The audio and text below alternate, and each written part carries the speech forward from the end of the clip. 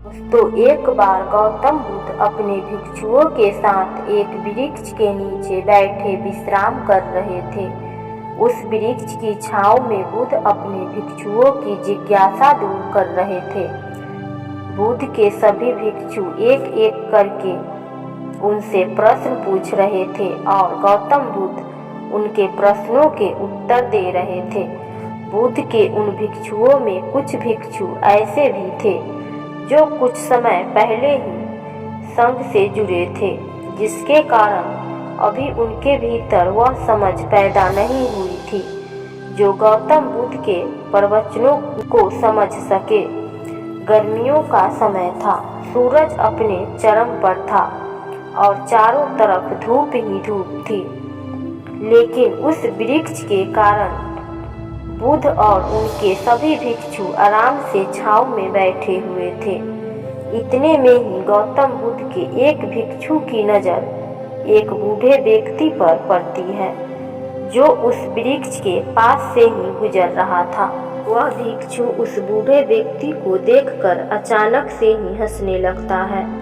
उस बूढ़े व्यक्ति की उम्र बहुत ज़्यादा हो गई थी, जिसके कारण उसकी कमर मुड़ गई थी। उस बूढ़े व्यक्ति के हाथ में एक डंडा था, जिसका सहारा लेकर वो बूढ़ा व्यक्ति अपनी मंजिल तक पहुंचने का प्रयास कर रहा था। उस बूढ़े व्यक्ति का शरीर केवल हड्डियां के ढांचा मात्र था।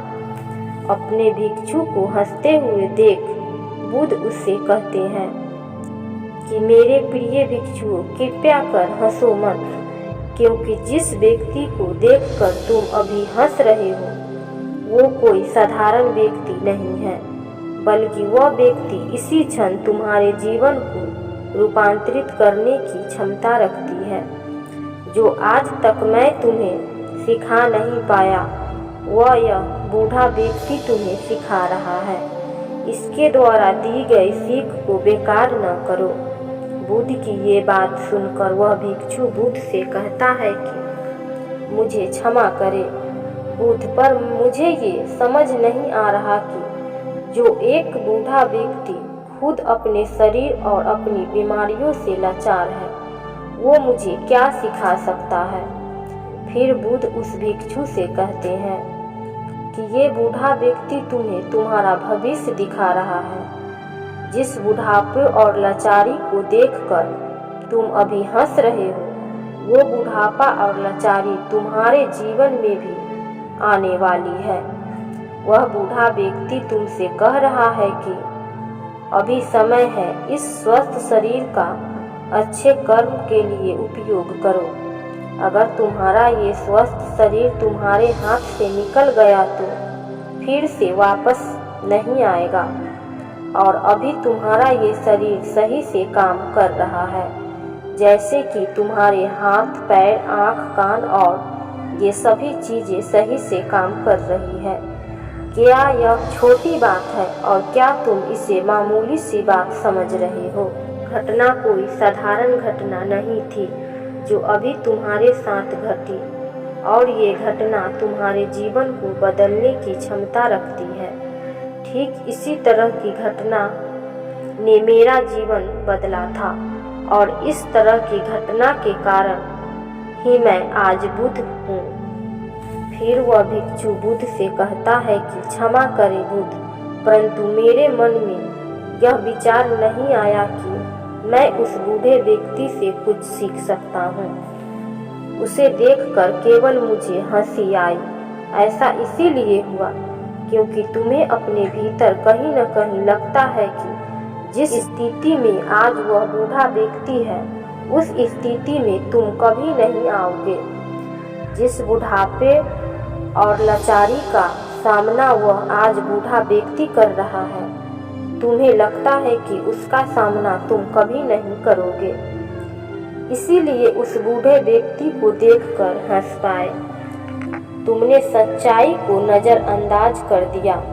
अगर तुम सच्चाई को देख लेते तो चाह कर भी अपने आँखों के आंसुओं को नहीं रोक पाते, परंतु तुमने सत्य को अनदेखा कर दिया और तुम बहुत बड़ी संभावना से चूक कर गए। बुद्ध की ये बात सुन के वो भिक्षु बुद्ध से क्षमा मांगता है और ये निश्चित करता है कि वह अपने स्वास्थ्य का उपयोग अपने अहंकार को बढ़ाने में नहीं बल्कि परम सत्य को पाने में करेगा।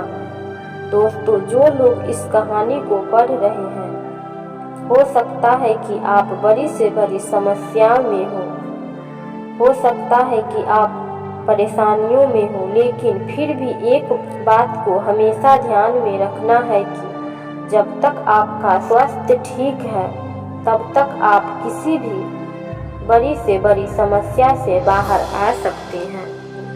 इसीलिए बुद्ध ने कहा है कि हमारा स्वास्थ्य हमारा सबसे बड़ा उपहार है जो हमें इस सृष्टि से मिला है, इसीलिए इसका उपयोग सही से करें।